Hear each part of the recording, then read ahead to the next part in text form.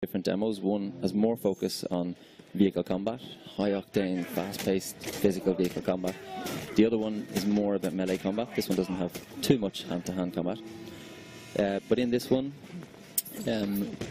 you are going to start off by capturing or upgrading your Magnum Opus. Your Magnum Opus is your signature vehicle. Sure. And at the start of the game, Max gets taken down by Scrotus and his henchmen, his war boys. Scabrous Scrotus is like a warlord around the Gastown area of this world. Totally evil, power-hungry, treacherous, and so on. So he leaves Max for dead, strips him of his famous interceptor, which, like, the fans will be distraught to hear. Yeah, I'm distraught hearing that right now. There you go. So it's part of the story. Loses the interceptor, left for dead. Should really probably die, but he's Mad Max. He's Mad Max. Yeah, I mean, the ultimate survivor enlists the help from some companions in the game, and then gradually your journey throughout the game is to build an even better wasteland war machine. Oh man! And every player will choose to customize and look for different parts and enlist the help of different people in the wasteland, and will ultimately produce a vehicle that's unique to them. Wow. So, how much of, like, it seems like there's so many elements to this game. It looks, I see, like, RPG elements, inventory elements, and, like, action, driving. So, like, how do you want to balance how did you want this to feel to players? Yeah, well, it's an Avalanche game. So first and foremost, one of our main characters is always the world. Right. So we started off by taking a location around Gastown. Gastown is an oil refinery. It's got pipes leading out to oil rigs, which are situated in the sea. So it's a seabed. There's actually a volcano underneath the sea. Harbour wall, industrial region servicing the Gastown refinery. There's an airport, there's a financial district, and so on. And then we threw the apocalypse at it. We just teared it all down on concept, on paperwork. And that's really how we got, you know, something that should feel authentic. Now, you won't see that when you jump into the game first. But if you pay attention, if you really spend time exploring, you'll see telltale signs all the time, like sewer entrances, signs of, you know, an old disused subway, churches, and so on. And if you really are prepared to invest, you'll uncover some of these lost treasures. That's great. I love that ability to just kind of go around and explore and just find these, like, hidden treasures and just, like, other events. Yeah, I was just going to ask. So whenever you're playing the game, can you just, instead of, if you don't want to do the main quest, you don't want to do a side mission, can you just do whatever you want? Just go off into the desert. Absolutely. And survive? Yeah. So there are some areas that you will need to sort of, you know, punch through. There's a big gate, for example, in the harbour wall, and you'll need a special talon for your harpoon. Again, the trademark Avalanche harpoon. Sure. To pull it down. There's a little bit of gating just to make sure that you don't just race to the finish line too quickly. Sure. But you can.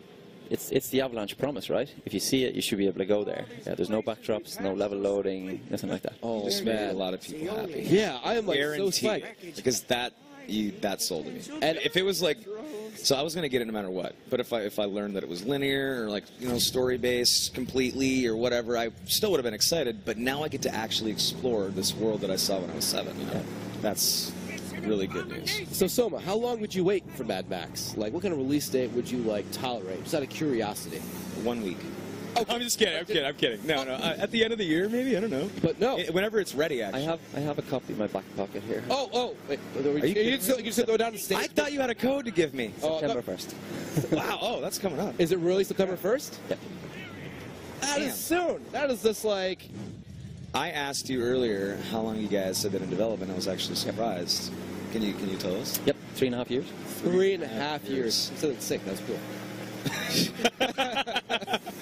But yeah, I mean, that you can tell, like, a lot of love. Just looking at the game now, just, like, exploring the open wasteland, and just where does this take place in just, like, the timeline of Mad Max? Is this, like, after the last movie, or we are a little bit hazy on that. Oh, sure. Okay, understandable. Yeah, but I think it's actually a precursor to the Fury Road. Oh, okay, yeah. okay. But really, if you look at all of the films, Mad Max's journey is nearly always the same.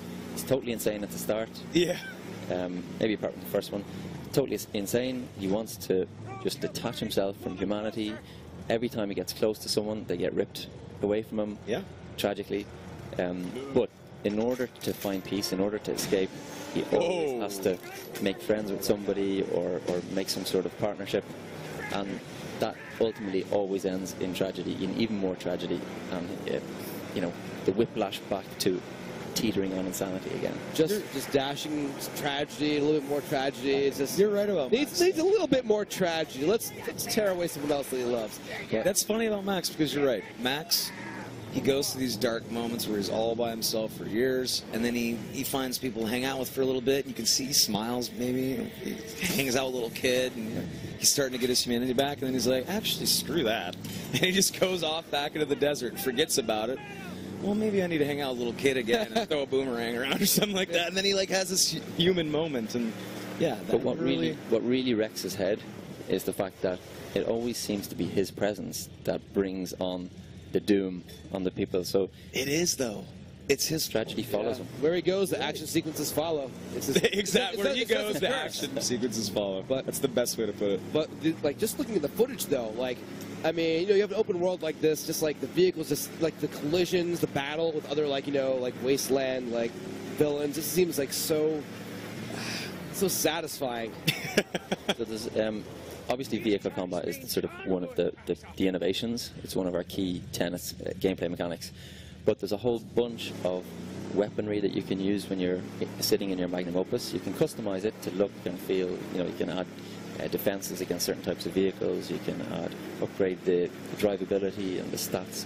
And you can't just max out everything, because that would give you an undrivable car. So you have to figure out, okay, well, what are these upgrades affecting? Do I have more traction? Do I have less power? Is the car too heavy because I put on a kick-ass ramming grille and so on? So you have to kind of decide, well, what vehicle do I want? Do I want a tank that's just going to plow through everything? Do I want something that's nimble, can survive over, you know, rocky terrain and so on? And then there's a whole array of weaponry that you can use from within the magnum opus. In our demo today, we show you obviously Max's iconic shotgun. Right. But there's also he has a sniper rifle at the back. Chum Bucket, his black finger mechanic, who's in the back of the magnum opus there that you can see now. He helps him by firing a bunch of different weapons, like the harpoon. He also mans what we call the thunderpoon, unfortunately, Chris. That is awesome. Oh yeah. The harpoon basically firing a thunder stick, a big incendiary explosive device, almost like a heat-seeking rocket launcher. You see. Thunderpoon? Yep. I love it. Hey, I got a question for you guys. So, if you guys were trying to survive in the apocalypse, what would be your weapon of choice? I'm throwing it out. I know it's left field. I just want to know. Curveball. I think it would probably be a bottle opener. I mean, you know, get thirsty, I guess. I mean, that's you get one weapon. handy. The torture. Imagine you found a bottle of beer in the wasteland and you couldn't open it. The torture would kill me. What if Max is a badass though? He'd just twist it off with his eye, wouldn't he? Yeah. I'd use a sock full of sand. That's what Sock full of sand. I was about to Yeah, say, there's like, sand everywhere. You can always reload whenever you need. I was about to say something impractical like a tank. I never have enough fuel to actually like drive the thing around. And I think once I'm out, I'm done anyway. You're completely right. The reason why I asked that is I want to know what Max's weapons are in the game. Can you maybe lay out like maybe every single gun that's going to be in the game? Good call. Like Yeah, maybe like a couple guns. No, he's like, right. We need all the weapons. I mean, it would be a great interview without it. Well, you got the sniper rifle, obviously his shotgun. You've also got the vehicle has this harpoon which can launch thundersticks. He can pick up any melee weapon that the enemies have, including thundersticks. Anything. They drop it, he can pick it up. If they drop it, he picks it up. Love that. He has shivs, small, like kind of wasteland crafted knives that he uses for finishers and executions. He picks up thunderstick sometimes, and he'll pick it up and then he'll jam it into the chest of the nearest war boy, kick him off, and then it explodes. It happens to be a gang there. They'll all explode in a fleshy mass of burnt